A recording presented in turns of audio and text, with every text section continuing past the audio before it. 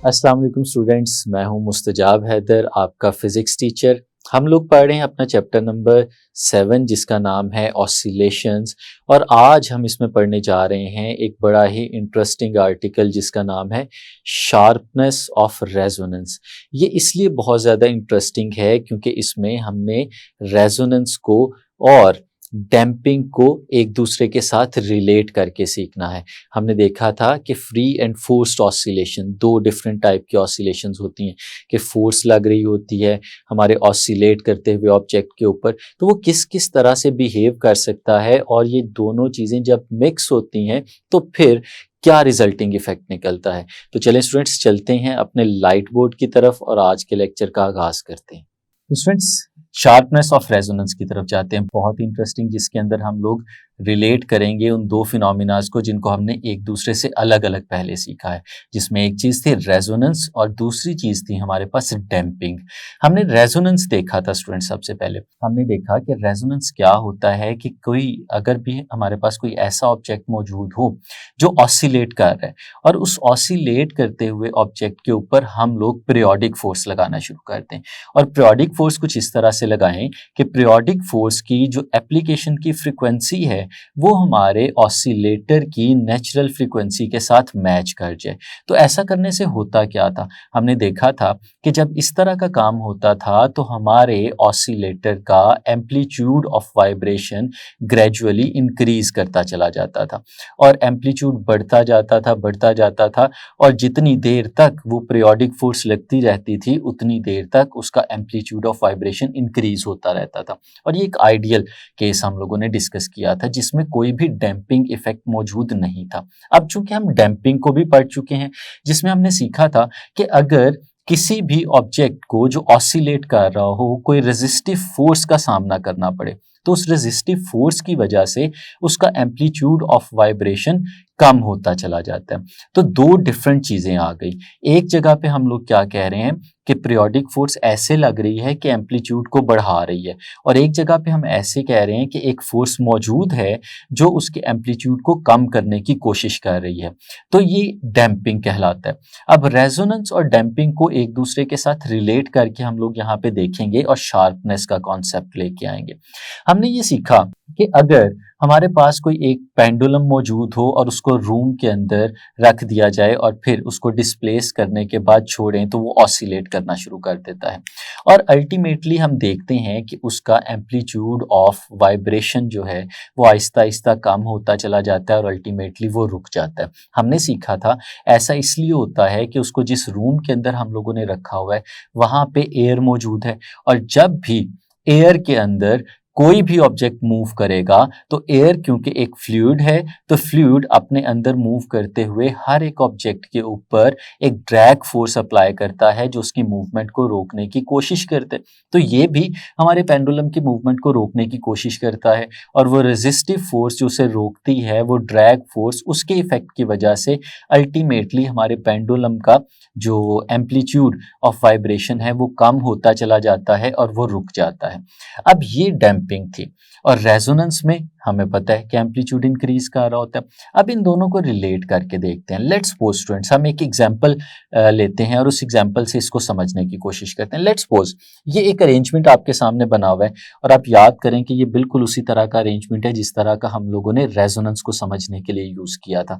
हम देखते हैं कि हमारे पास एक रिजिड सपोर्ट है, ये जो ऊपर हमें नजर आ रही है। इस रिजिड सपोर्ट को हम लोगों ने दो स्ट्रिंग्स को इस रिजिड सपोर्ट के साथ अटैच किया और फिर नीचे एक रॉड जो है उसको इन दो स्ट्रिंग्स के साथ बांध दिया, और फिर नीचे हमने दो तीन स्ट्रिंग्स और लिए और वहां पे हम लोगों ने मैसेज बॉब्स की शक्ल में यहाँ पे उसके साथ लटका दिए। ये हमें तीन पेंडुलम बने हुए नजर आ रहे हैं और इन पेंडुलम्स को हम लोगों ने जिस रॉड के साथ बांधा हुआ है वो रॉड भी सस्पेंडेड है, मतलब ये मूवेबल है, रॉड आगे पीछे मूव कर सकता है क्योंकि रस्सियों के साथ इसे बांधा हुआ है। ये रेजोनेंस को समझने का एक्सपेरिमेंट था।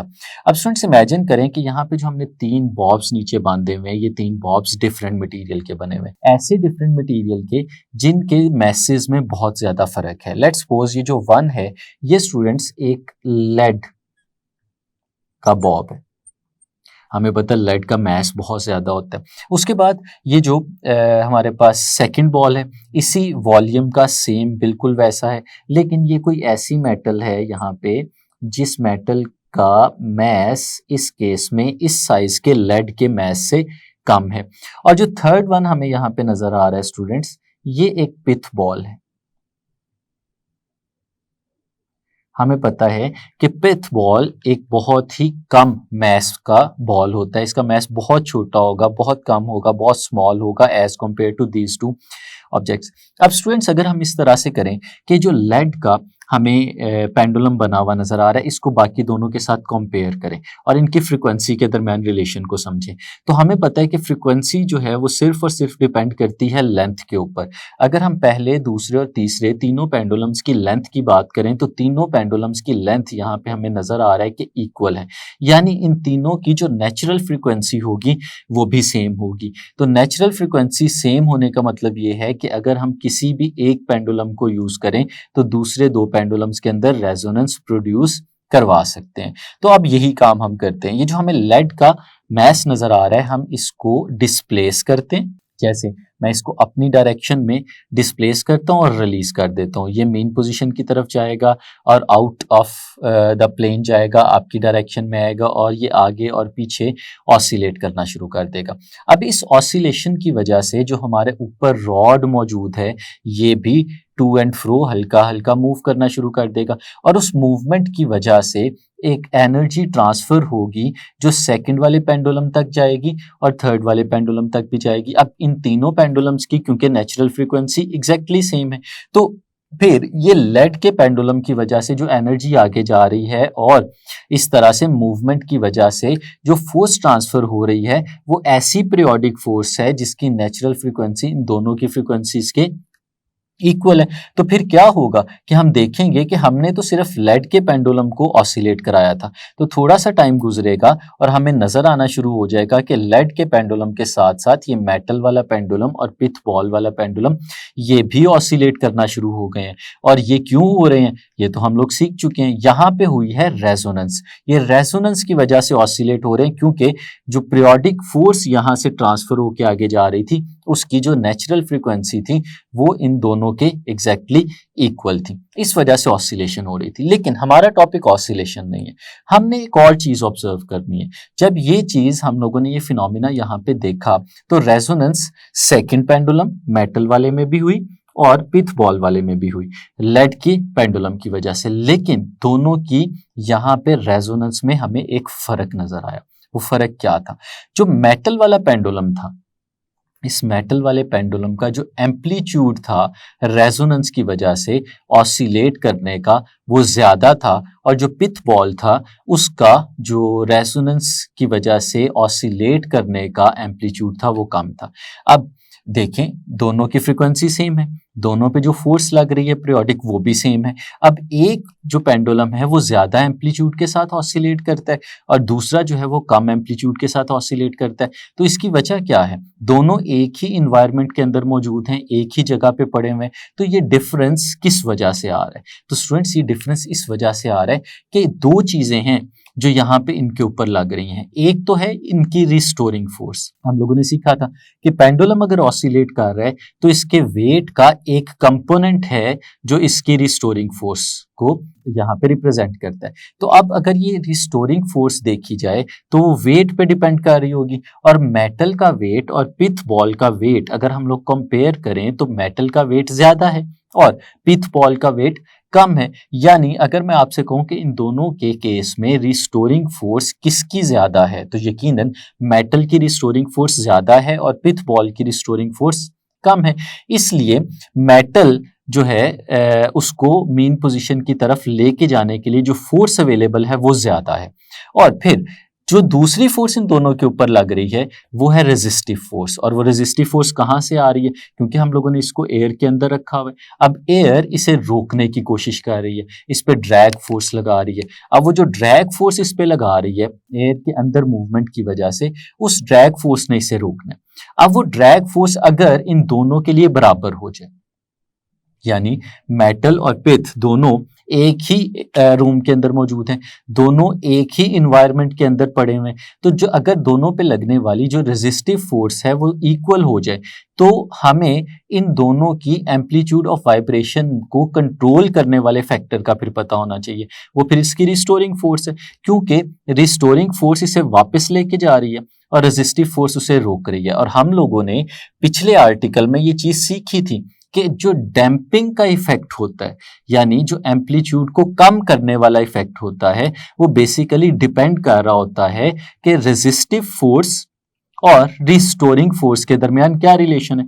अगर रिस्टोरिंग फोर्स हमारे रेजिस्टिव फोर्स से ज्यादा हो जाए तो उस केस में क्या होगा, उस केस में आपका एम्पलीट्यूड ज्यादा हो जाएगा। लेकिन अगर रेजिस्टिव फोर्स ज्यादा हो जाए तो हमने पढ़ा था कि वो हैवी डैम्पिंग हो जाती है, और हैवी डैम्पिंग का मतलब होता है कि बहुत जल्दी हमारा ऑब्जेक्ट मेन पोजीशन पे रुक जाता है। तो इस केस में दोनों की, क्योंकि रेजिस्टिव फोर्स इक्वल है, तो जो चीज डिटरमिन करेगी कि किसका एम्पलीट्यूड ऑफ वाइब्रेशन ज्यादा है वो रिस्टोरिंग फोर्स है। तो जिसकी रिस्टोरिंग फोर्स ज्यादा हुई उसका एम्पलीट्यूड ऑफ वाइब्रेशन भी ज्यादा हो जाएगा। इसीलिए हमें जो मेटल का एम्पलीट्यूड ऑफ वाइब्रेशन है वो ज्यादा नजर आ रहा है और पिथ बॉल का कम नजर आ रहा है। और हम लोग यहाँ पे कह सकते हैं कि ये जो सिनेरियो, जो सिचुएशन हमें नजर आ रही है, इसमें जो मेटल वाला जो पेंडुलम है हमारे पास, वो उतना हाईली डैम्प्ड पेंडुलम नहीं है जितना पिथ बॉल वाला है, क्योंकि पिथ बॉल में रेजिस्टिव फोर्स जो है वो उतनी ही है, लेकिन उसकी जो रिस्टोरिंग फोर्स है वो कम हो गई।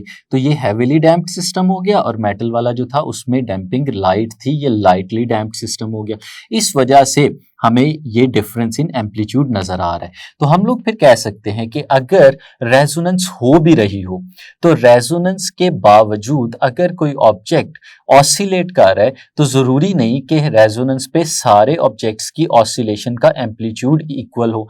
जहां पे हैवी डैम्पिंग होगी वहां पे हमारे पास जो एम्पलीट्यूड है वो कम हो जाएगा, और जहां पे लो डैम्पिंग होगी वहां पे एम्पलीट्यूड ज्यादा हो जाएगा। तो अगर हम एक ग्राफ प्लॉट करें, जिस ग्राफ में हम दो चीजों को एक दूसरे के साथ रिलेट करके देखें, हम फ्रीक्वेंसी को देखें और फ्रीक्वेंसी के साथ एम्पलीट्यूड को देखें। लेट्स सपोज हमारे पास यहाँ पे फ्रीक्वेंसी है, एक्स एक्सिस के ऊपर हम लोग ले लेते हैं फ्रीक्वेंसी,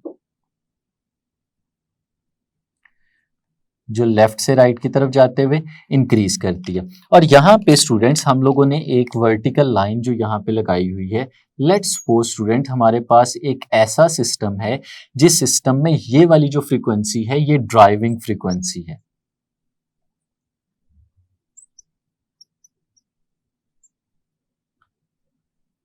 ड्राइविंग फ्रीक्वेंसी का मतलब क्या है, इसका मतलब वो फ्रीक्वेंसी है जो नेचुरल फ्रीक्वेंसी है, जिस फ्रीक्वेंसी के ऊपर रेजोनेंस होना है। अगर ये वाली फ्रीक्वेंसी हम लोग प्रोवाइड करेंगे तो रेजोनेंस होगा, इससे आगे पीछे वाली कोई फ्रीक्वेंसी प्रोवाइड करेंगे तो वहां पे रेजोनेंस नहीं होगा। और जो वाई एक्सिस हमें नजर आ रहा है स्टूडेंट्स, यहाँ पे हम लोग ले लेते हैं एम्पलीट्यूड, यानी नीचे से ऊपर की तरफ चलते जाएं तो हमारा एम्पलीट्यूड इंक्रीज होता चला जाएगा। अब स्टूडेंट्स अगर एक ही ड्राइविंग फ्रीक्वेंसी की बात करें और उसी फ्रीक्वेंसी पे हम मेटल और पिथ बॉल दोनों का एनालिसिस करें, तो हम लोगों ने ये चीज देखी कि जो मेटल है उसका एम्पलीट्यूड रेजोनेंस फ्रीक्वेंसी के ऊपर, ड्राइविंग फ्रीक्वेंसी के ऊपर ज्यादा होगा, और जो पिथ बॉल है उसका कम होगा। तो हम लोग ऐसे कह सकते हैं कि अगर इसी फ्रीक्वेंसी के ऊपर इन दोनों का कंपैरिजन किया जाए, तो लेट्स सपोज ये हमारे पास जो एम्पलीट्यूड है जिसको मैंने यहाँ पे रिप्रेजेंट किया, ये एम्पलीट्यूड रिप्रेजेंट कर रहा है पिथ बॉल को। और इसी जगह पे अगर हम मेटल के बॉल की बात करें तो हमें नजर आएगा कि उसका एम्पलीट्यूड ज्यादा होना चाहिए, यानी पिथ बॉल ड्राइविंग फ्रीक्वेंसी पे इतना एम्पलीट्यूड शो कर रहा है, और हमारे पास जो मेटल का बॉल है वो ड्राइविंग फ्रीक्वेंसी पे इतना एम्पलीट्यूड शो कर रहा है। तो यहाँ पे हम लोग क्या बता सकते हैं कि हम लोग यहाँ से कंक्लूजन ले सकते हैं कि रेजोनेंस का जो एम्पलीट्यूड है वो बेसिकली डैम्पिंग पे डिपेंड कर रहा होता है। जहां पे डैम्पिंग ज्यादा होगी वहां पे रेजोनेंस का एम्पलीट्यूड कम होगा, और जहां पे डैम्पिंग कम होगी वहां पे रेजोनेंस का एम्पलीट्यूड ज्यादा हो जाएगा। यहाँ पे मेटल के केस में डैम्पिंग कम थी और पिथ बॉल के केस में डैम्पिंग ज्यादा थी, इसलिए हमारे पास कुछ इस तरह का रिलेशन नजर आ गया। तो स्टूडेंट्स ये तो था पहला हिस्सा कि जब हम लोगों ने रिलेट किया कि डैम्पिंग और रेजोनेंस का एक दूसरे के साथ क्या रिलेशन होता है।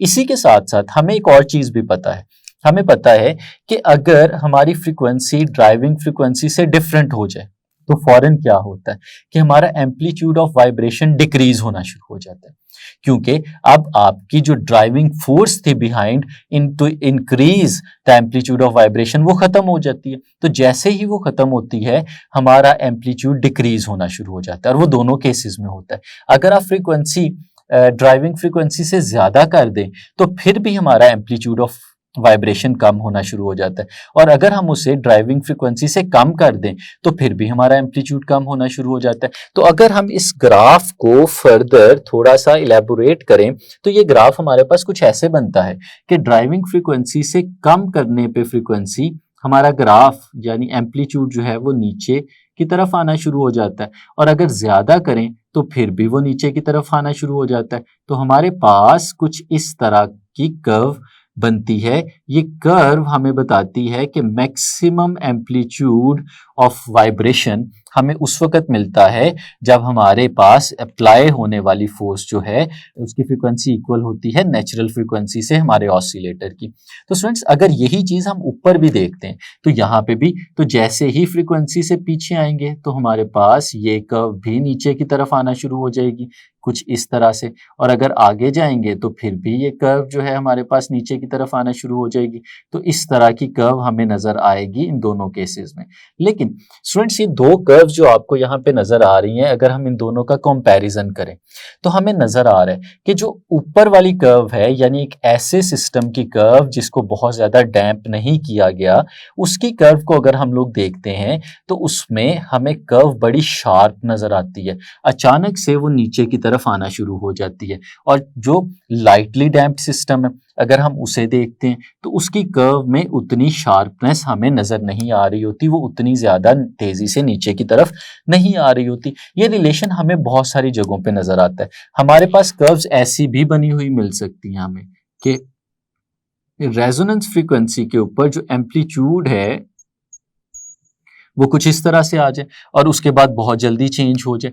लेकिन हम अगर इन दोनों को इनका कंपैरिजन देखते हैं तो जो हैवीली डैम्प्ड सिस्टम है जैसे जो नीचे वाला था, तो हैवीली डैम्प्ड सिस्टम के केस में हमारे पास ये जो कर्व नजर आ रही है हम इसे रेजोनेंस कर्व कहते हैं, इसकी शार्पनेस नहीं होती। शार्पनेस का मतलब बड़ा स्टीपली ये ऊपर की तरफ नहीं जा रही होती बल्कि हमें एक फ्लैट सी कर्व बनी हुई नजर आ रही होती है। लेकिन अगर हमारे पास एक ऐसा सिस्टम हो जो लाइटली डैम्प्ड हो, हैवीली डैम्प्ड ना हो, तो जैसे हमारे पास मेटल का था तो हमें जो ये कर्व है कुछ इस फॉर्म में नजर आ रही थी ऊपर की तरफ, और ये बड़ी तेजी से नीचे की तरफ डिक्रीज भी हो रही थी, यानी ये शार्प चेंज था हमारे पास इस कर्व के अंदर। ये वहां पे हो रहा है जो हमारा सिस्टम लाइटली डैम्प है, जहां पे डैम्पिंग कम है, जैसे कि मेटल का बॉल हमें नजर आ रहा था। तो ये कर्व्स हमें बड़ी इंपॉर्टेंट इंफॉर्मेशन देती हैं। इन कर्व्स को देख के हम लोग बता सकते हैं कि अगर हमारे पास कोई सिस्टम है वो हैवीली डैम्प्ड है या लाइटली डैम्प्ड है, तो किस तरह से रेजोनेंस से फ्रीक्वेंसी को चेंज करने की वजह से फौरन हमारे एम्पलीट्यूड में चेंज आना शुरू हो जाएगा। अब इसी चीज को हम लोग नाम देते हैं शार्पनेस ऑफ रेजोनेंस का, यानी रेजोनेंस हो रही होगी और उसके साथ अगर हम फ्रीक्वेंसी को चेंज कर देते हैं तो हमारी एम्पलीट्यूड में कितना एब्रप्टली या कितना स्लोली चेंज आता है, वो चीज हमारे पास शार्पनेस ऑफ रेजोनेंस कहलाती है। और उसको डिटरमिन कौन कर रहा है, हमने देखा उसको डिटरमिन कर रहा है हमारे पास उस पे उसको करने वाला डैम्प करने वाला सिस्टम, कि लाइटली डैम्प सिस्टम है या हैवीली डैम्प सिस्टम है। तो फिर स्टूडेंट्स इसको सामने रखते हुए शार्पनेस ऑफ रेजोनेंस को हम कुछ इस तरह से समझ सकते हैं। आपके सामने एक स्टेटमेंट लिखी हुई है, it is the representation of sharpness of resonance, the depletion of an oscillating wave, depletion of an oscillating wave with respect to time के साथ उसकी वेव में चेंज आना is called the sharpness of resonance. कि जैसे जैसे हम लोग देखें कि टाइम के साथ अगर हम फ्रीक्वेंसी को चेंज करते चले जाएं और फ्रीक्वेंसी के चेंज होने की वजह से जो उसकी फ्लैटनेस या उसकी शार्पनेस में चेंज आ रहा होता है, हम इस बेसिक चेंज को हम लोग कहते हैं शार्पनेस ऑफ रेजोनेंस। और स्टूडेंट्स इसमें एक और बड़ी इंपॉर्टेंट चीज़ है जिसको हमें जहन में रखना है कि हमारे पास जो शार्पनेस है इससे हमें एनर्जी का भी पता चल रहा है कि जितनी ज़्यादा एनर्जी लॉस हो रही होगी उतनी ही हमें जो शार्पनेस है वो भी नज़र आ रही होगी। कि अगर हम ये कहें कि एनर्जी लॉस जो है वो ज़्यादा हो रहा है, तो एनर्जी लॉस ज़्यादा होने का क्या मतलब होता है कि हमारे पास जो सिस्टम है वो बड़ा डैम्प्ड सिस्टम है, उसमें डैम्पिंग बहुत ज़्यादा हो रही है। और अगर यही काम हमारे पास हो रहा हो लाइटली डैम्प सिस्टम के अंदर, तो हमें फिर वो शार्पनेस के बारे में वहाँ से भी पता चल जाएगा। कि देखें, अगर हमारे पास मेटल का बॉल था, तो मेटल के बॉल के केस में हमने कहा कि ये लाइटली डैम्प्ड सिस्टम है, तो लाइटली डैम्प्ड सिस्टम में हमने देखा कि शार्पनेस जो थी वो ज़्यादा नज़र आ रही थी, और जो हैवीली डैम्प्ड सिस्टम था उसमें हमें शार्पनेस कम नज़र आ रही थी। तो अगर हमें शार्पनेस पता चल जाए तो हम ये भी बता सकते हैं कि जो एनर्जी डिसिपेशन है वो भी कम हो रही है या ज़्यादा हो रही है। तो स्टूडेंट्स, ये था हमारा आज का आर्टिकल शार्पनेस ऑफ रेजोनेंस। यकीनन आपको अच्छे से समझ आया होगा और आपने बड़े इंटरेस्टिंग फिनोमिना को बहुत अच्छे से अंडरस्टैंड कर लिया होगा। नेक्स्ट लेक्चर में मिलेंगे, तब तक के लिए इजाज़त दीजिए। अल्लाह हाफिज़।